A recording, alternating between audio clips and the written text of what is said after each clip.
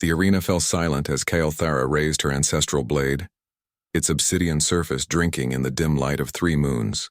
Across from her stood the human, Marcus Chen, unarmed save for a simple combat knife that looked almost primitive compared to her weapon. The Velcari warriors surrounding the dueling circle whispered among themselves, their crystalline skin reflecting anticipation. "You shame yourself, human," Kael'thara said, her voice carrying the weight of 10,000 years of warrior tradition. "Drawing blood from an unarmed challenger is no victory." Marcus smiled, though his eyes remained cold and calculating. "I didn't come unarmed. I came prepared." The duel began with tradition. Kael'thara moved like liquid shadow, her blade singing through the air in patterns passed down through generations. The Velcari were known across 17 star systems as master duelists, their techniques refined over millennia. Humans, by contrast, were newcomers to the galactic stage, barely 3 centuries since first contact. Still clumsy with plasma weapons, still learning the old ways. Marcus dodged, weaved, and retreated. The Velcari clan elders nodded approvingly. At least the human knew enough to run. Kael'thara pressed her advantage, driving him toward the arena's edge where tradition demanded he either surrender or face dishonor. Then Marcus did something unexpected. He stopped retreating. Her blade came down in a perfect arc, the 7th form of the dying star, impossible to block, designed to cleave from shoulder to hip. But Marcus moved inside her guard, accepting the cut.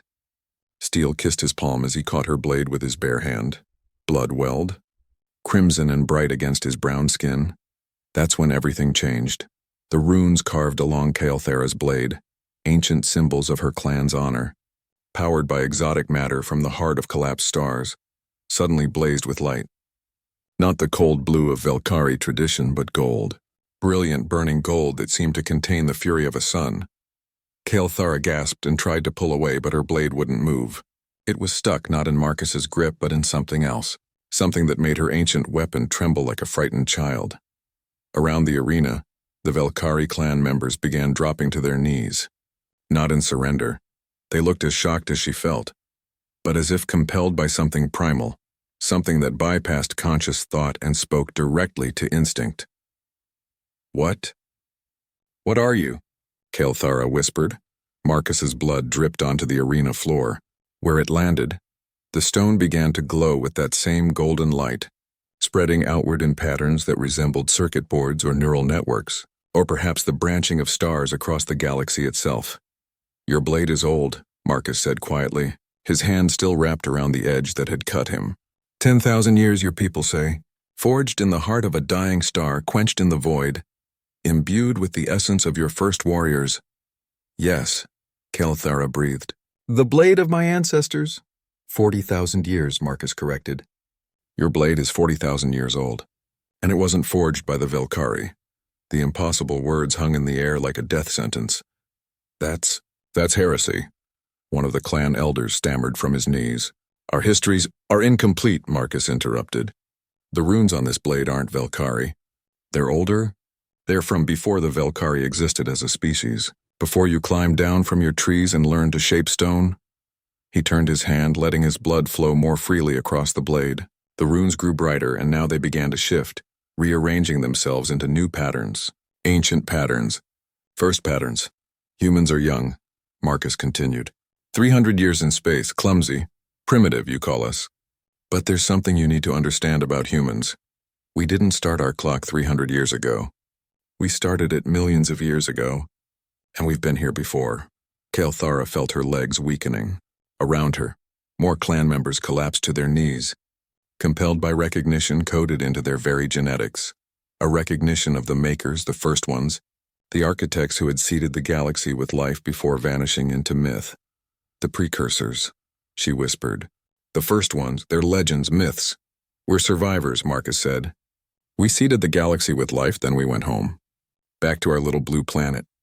We forgot over time. Forgot what we'd done, what we'd built, who we'd been. We became primitive again. Started over from scratch. But our DNA remembers. Our blood remembers." He released her blade finally, and it clattered to the ground, still glowing. The cut on his palm was already healing, knitting itself back together with inhuman speed. "Your ancestors didn't forge that blade," Marcus said. Mine did. They left tools scattered across the galaxy for their children, all their children. The Velcari, the Thorian Collective, the Merchants of the Void, all of you carry a piece of human DNA in your genetics. All of you descended from our seed ships. Kael'thera looked at her people, all on their knees, instinct overriding pride and tradition. She looked at the blade that had been her clan's greatest treasure, now revealed as a borrowed tool. She looked at Marcus Chen, bleeding human blood that contained the key to an empire older than recorded history. So what now? She asked. You've won. You've proven we're, what, your children? Your creations? Marcus shook his head. You're your own people. You earned that.